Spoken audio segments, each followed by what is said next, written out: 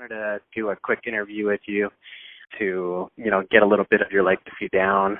And I know I speak for a lot of my family and friends and pretty much anyone I've ever met, the greatest generation. And your part in saving the world, I mean, honestly, that's really what it was. So I agree. Thank you. Yeah, so How did you hear about that? It was originally on Facebook. Yeah, it was originally on Facebook. Right. Because I think it was like a news article originally about his birthday was coming up. So you had requested some birthday cards, Yeah. And I originally misunderstood because I read that y'all were located here in Texas. So I was like, oh, that's so cool. So I was actually planning to go drive down there. But when I spoke to you the first time too, you were like, no, we're in California.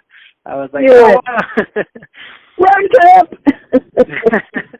So yeah, that was, but yeah, at least we're able to do this. So yeah, he got that went viral and was shared almost 3,000 times, and he got over 100,000 birthday cards.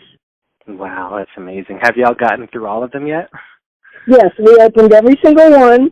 I'm still writing thank yous to people that sent him gifts, and he still gets about 5 pieces of mail a week. Wow, that's great. I also saw online that Duane had reconnected with one of his old shipmates. What was it for you, Duane, seeing your friend again after so long? Very good. Bob Apple was an officer, and I was a chief.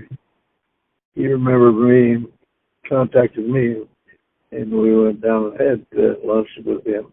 His son-in-law saw the news article on the TV in Boston and said, oh my gosh, that's my father-in-law's ship. So he called his father-in-law in Palm Desert, California.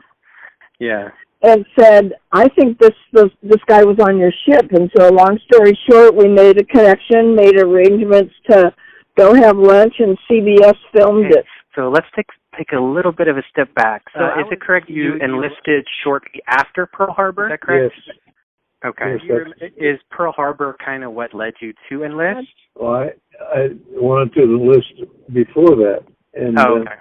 My mother didn't have to sign for me, but she disapproved till Pearl Harbor, and she says, okay, I think it's all right now. She figured herself being a little bit psychic.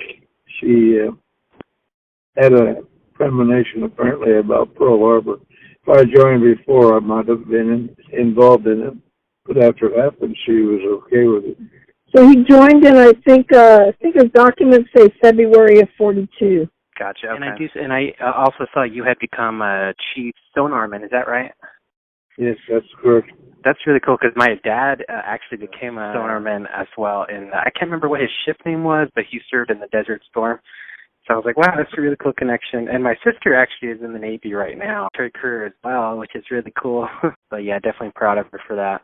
And I had another question. How was it for you when you first set out for sail? Were you do you remember what your emotions were? Were you really excited, really nervous? I was excited. When I joined the Navy and after I left boot camp, I was sent up to San Francisco to wait for transportation to Pearl Harbor. And so I arrived in Pearl Harbor and waited for assignment to a ship. And I was looking forward to it because I had trained in sonar. I was a sonar second class already. I came out of school with a good high grade. On the Lamson, it was the ship I was assigned to. We went out to sea near Pearl Harbor for exercises. And that first day I got halfway sick. And I made it through. And I never got seasick after that. Yeah, right. Just one day. It was a good ship. I stayed on it during the whole of World War II. So I also was reading it was doing escort missions and also some combat missions. Yeah. So what was the primary goal for the escort? Pretty much just to make sure the other ships get out safely to their destination, pretty much? Yeah, escorting and the bombarding. Bombed many New Guinea. Was to shell the shoreline to soften up the enemy so that the Marines could land. Definitely an important job. Do you remember how big the kick was when you were on the ship? Was it loud, or could you feel it move the ship? The 5-inch gun was a loud son of a gun. Really got your attention. We had the 20 millimeter and 40 millimeter anti-aircraft guns too. So we were well armed. Would you happen to know like the count of any like planes that were shot down by the ship? I think it was around 27. 27? Okay. 26 or 27. I know all the ships in the Navy that were awarded battle stars, and I'm not too sure what that means. Maybe you could research that, but the Lamson got 5 battle stars. The most you could get were 5, and the ship got 5 battle stars. Do you remember what the first time you made contact with the enemy, if that makes sense? It was probably in Guadalcanal. We bombarded them on shore because we were landing troops, and they had to be not protected, but right. It was softening up the enemy so they could get ashore. It was a long battle in Guadalcanal. How long was it? I forget. It was like a few months, wasn't it? Yeah, it was. I don't remember exactly. I would estimate it's 5 or 6 months. Wow. Did you get homesick a lot while you were on your ship? Not really. Not really? Yeah, you pretty much make family with the other guys, I bet.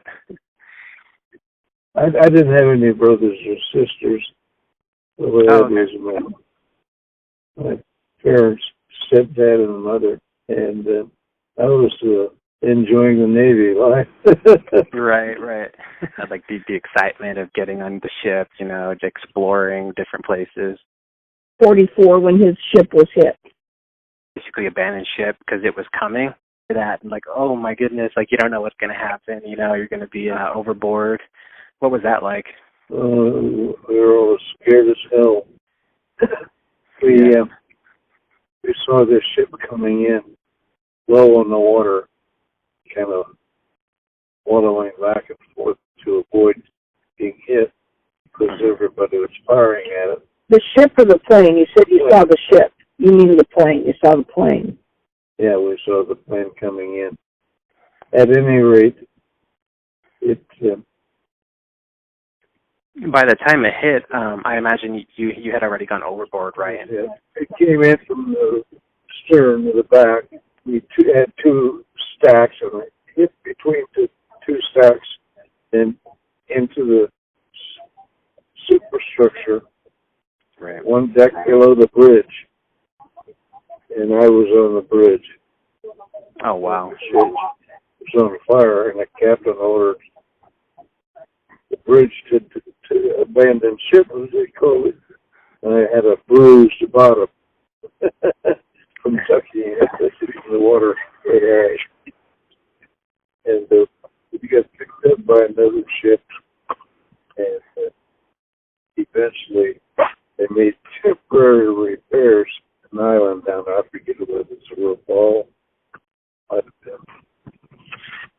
We picked it up after temporary repairs and sailed under our own power back to Bremerton Navy Yard after Washington. And it was from that you were awarded the Purple Heart, is that right?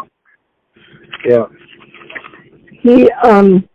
When he was jumping overboard, he got shrapnel in his back. Wasn't too bad. He didn't have any lasting injuries from it, problem now. But he was were you on a hospital ship, Dad? Yeah. Or in the hospital on land? Both. For a couple of weeks. Yeah. It took us a while to get back to the ship. Tokyo rose. Did they give you the Purple Heart while you were in the military hospital, or was it like a ceremony held after? I was in Seattle. Oh, in Seattle. Okay. After we got back to Seattle, they had a Purple Heart ceremony. I recall there must have been close to 27 were killed. Do you remember the relief when the war in Europe was over? Yeah, we were in the South Pacific, and when VE Day was announced, I think we were in Iwo Jima. Iwo Jima, wow, okay. And so we sort of had a celebration. A little bit of a hip hooray. Against all Navy regulations. Made some great wine. Some raisin jack on ship. He had a little, not a still, but he had a little process going where he was making wine or brandy out of raisins. Oh wow, that's pretty cool. Kind of like Hawkeye Pierce on MASH. That's pretty cool. So he would, so they had a little libation for a celebration on VE Day is what he's getting at. Did that give you like a surge of like relief that the entire war was almost over? Yeah, made us feel like it's nearly over. But it lasted quite a while. So, kind of last question here. I'm sure you're aware with all that's going on with U.S. today. Do you have any, like a specific piece of advice for young people, wanting to make a difference in the world today? Be patriotic, join up. Be patriotic, join up. Be patriotic and join up and do your part. Oh, yes. All right. Well, I appreciate so much for giving me the time to be able to talk to you guys, and especially to you, Mr. Duane.